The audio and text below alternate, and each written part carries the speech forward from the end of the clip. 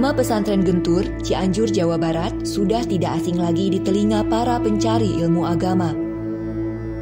Kemasyhuran pondok pesantren yang didirikan Kiai Haji Ahmad Syatibi atau dikenal dengan Mama Gentur itu telah melintasi batas-batas teritorial. Selain terkenal dengan keluhuran ilmu para gurunya, pesantren Gentur juga produktif melahirkan karya-karya tulis sebagai media dakwah.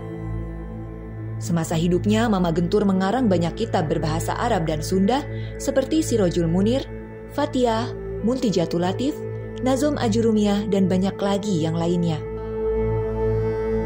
Naskah lain yang juga ada kaitannya dengan Gentur adalah Maslaku Al-Irfan fi Siroti Sayyidina Musa wa Fir'aun yang dikarang oleh Aang Haji Son Haji, seorang ulama di pesantren Picung Gentur Cianjur yang juga keturunan Mama Gentur. Tia Rizky Setiawati, Titi Nurhayati Ma'mun, dan Hazbini dalam tulisannya yang berjudul Kisah Fir'aun dan Nabi Musa pada naskah Maslaku Al-Irfan fi Siroti Sayyidina Musa wa Fir'aun menyebutkan naskah itu ditulis menggunakan aksara pegon berbahasa Sunda.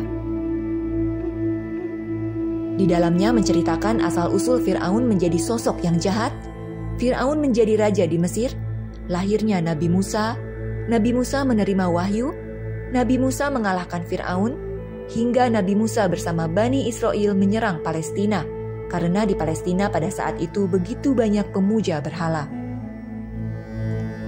Ada banyak pelajaran yang bisa dipetik dari naskah tersebut. Kisah Nabi Musa dan Fir'aun itu dapat dijadikan pedoman hidup umat Islam terkait perbuatan zalim yang sangat dibenci Allah Subhanahu wa Ta'ala. Tia dan kawan-kawan menyebutkan cerita dalam naskah Maslaku Al-Irfan fi Siroti Sayyidina Musa wa Fir'aun mengalami transformasi dari teks sumber utamanya. Terdapat perbedaan antara naskah dengan Al-Quran. Perbedaan itu misalnya tentang perjalanan hidup Fir'aun yang pernah menjadi tukang bangunan, pedagang di pasar, pencuri, penjaga makam, kepala preman, dan menteri luar negeri urusan ahli perang Mesir. Dalam Al-Quran, cerita seperti itu tidak ada. Cerita lain yang tidak ada di Al-Quran tapi dikisahkan dalam naskah tersebut adalah asal-usul Fir'aun yang terlahir dari pasangan suami istri yang bekerja sebagai penggembala. Kendati telah lama menikah, mereka tidak memiliki anak, sehingga ayah Fir'aun yang bernama Mashab iri kepada seekor sapi yang sedang melahirkan. Perbedaan tersebut dapat terjadi karena adanya peran aktif pengarang naskah yang memberi tanggapan atas apa yang dibacanya. Penulis naskah menambahkan asal-usul Fir'aun sebagai awal mula menerangkan satu kisah, dan itu lumrah terjadi dalam budaya Sunda.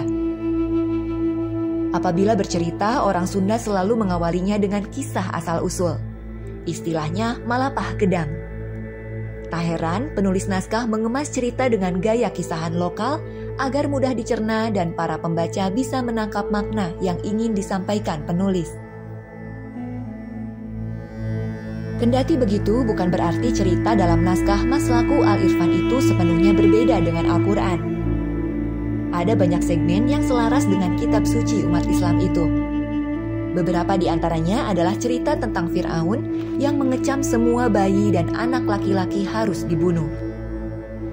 Dalam surat Al-A'raf ayat 141, Allah berfirman, "Dan ingatlah hai Bani Israel, ketika kami menyelamatkan kamu dari Fir'aun dan kaumnya, yang mengazab kamu dengan azab yang sangat jahat, yaitu mereka membunuh anak-anak lelakimu dan membiarkan hidup wanita-wanitamu.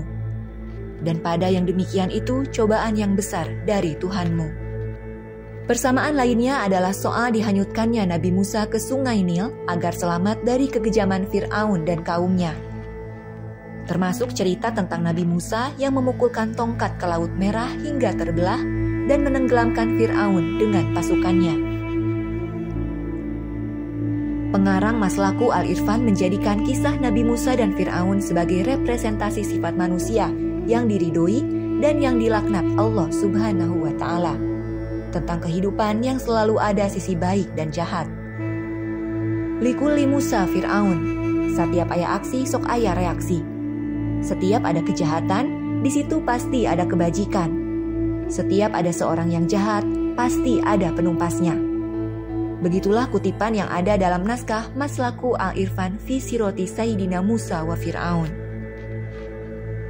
Kisah Nabi Musa dan Fir'aun semestinya dijadikan pelajaran dan pedoman hidup umat Islam. Meyakini bahwa perbuatan zalim atau jahat sangat dibenci Allah Subhanahu wa Ta'ala.